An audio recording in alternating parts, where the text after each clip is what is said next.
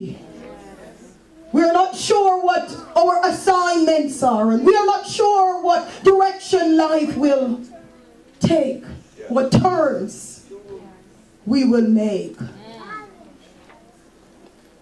I remember hearing the story, and as the Spirit of God led me in preparing for this week,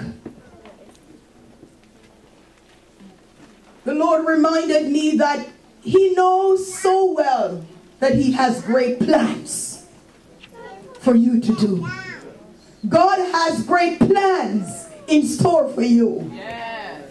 God has great things for you to do. Yes. And if He has great things for you to do, He will prepare you for it. Yes. As we continue to understand this revelation, if you please, of being positioned for destiny. And as it relates to this Nehemiah series, position for destiny through favor, I believe that it's imperative that we remember, number one, that it is God that positions us. That's right. Not man. That's right. That's right. Talk to me now. Yeah. It is God that bestows through His grace, that graces us with His favor. Yeah. And it is God who has written your destiny. Yeah. Can I say that again? It is God who positions you. Yeah. It is God who will bestow His favor on you. Yeah. And it is God who has written your destiny. So when we reach certain junction in our life, it takes us by surprise, but God knew what was coming. You see, as we live, we are writing our destiny, but God has already written it. Tell your neighbor, God has written your destiny. So tell your neighbor, let God position you. Recently we saw the news, and what's his name, Job, that the CEO of Apple? Job? Yeah. Steve Jobs. Steve Jobs. And he shared he was adopted. And it appears as if he did not even meet his biological father. At one point he wanted to, at another point he was not sure. But as God started to take him up and bless him, he said, you remember distinctly, there were some folks who did not see him heading anywhere. Yeah. Somebody help me in this house. And I heard that and I said, Lord, it is so important. And where we have disconnected ourselves from our destinies, when we realize that our destinies, when we fail rather to realize that our destiny is in God's.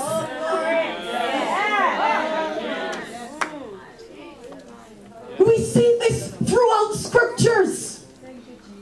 Talk to me now. When we read the book of Genesis, and after we saw what happened to Joseph, you did not foresee the ending of the story. No. Joseph standing before Pharaoh and is now governor. Yeah. When you read the book of Exodus and heard the decree that was passed by Pharaoh, you did not foresee Moses standing behind and in front of Pharaoh and declare, let my people go. When you read the book of Ruth and saw what her life story was, you did not foresee her appearing in the book of the New Testament as the one that is a part of the lineage of Jesus. When you read the story, the beginning and the introduction of Esther's life, you did not foresee the word queen. When you see how Nehemiah was introduced, for I am a cupbearer before the king. You're not quite sure if you're prepared for what is coming. Is anybody in this house, or am I talking to myself? For what we see here is that God had an assignment for Joseph. God had an assignment for Moses. Pharaoh could not take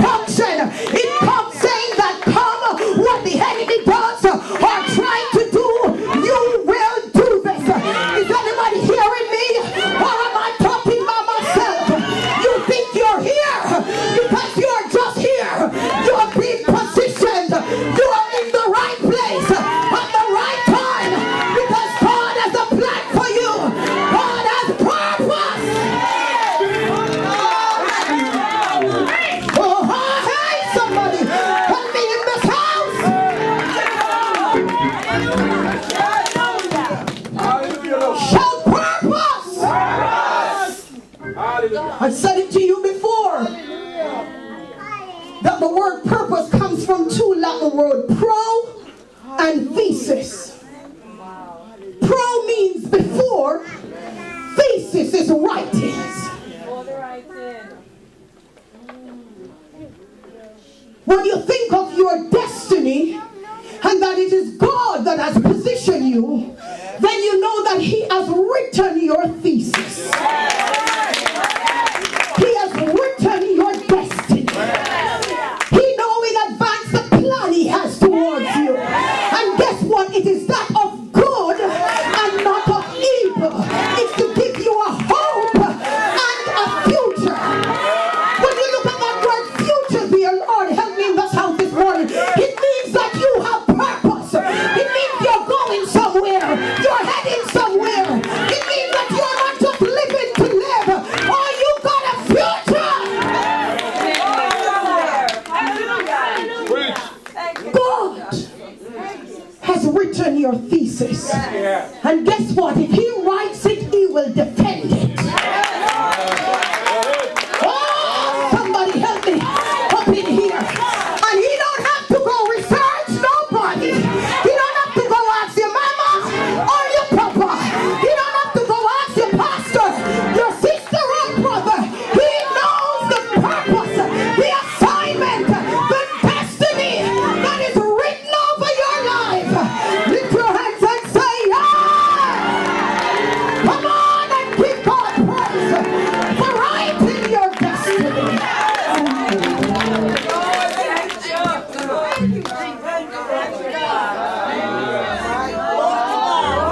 Say, teach, pastor, teach.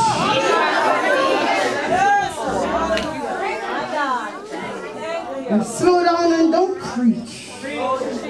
Hello. Hello. Lord woke me up a few months ago. And He said, as we move into 2012, and as this ministry moves into our teen years, there is something that we need to understand right now, and it's that there is an assignment. That's right. Yes. That's right. Yes. You are God's agent. His representative. Agent of change. Yes. Yes. I don't know your story. Come on now. Pastor, you don't know what I've gone through. You don't know where I've been. You don't know, you don't know, you don't know. Guess what, baby? I don't need to know. The one that has written your destiny, He knows. He knew Joseph would have been thrown in a pit. He knew they would have tried to kill him, but He was trying to get him in position in Egypt. You don't understand that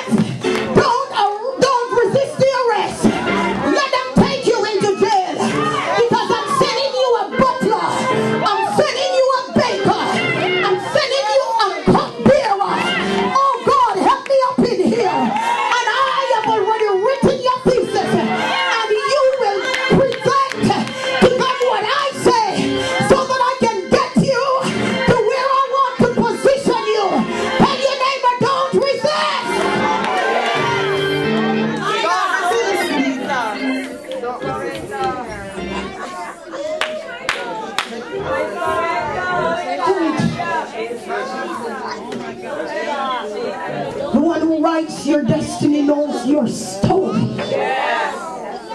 You know where we get tripped up? It's because all of us, and I'll be the first to hold my hands up, we're always trying to get folks to understand our story. Where we've been, what I've gone through, what I've done, and how unworthy. And when they don't understand, we try to explain it and to explain it. Till you never, God knows your story.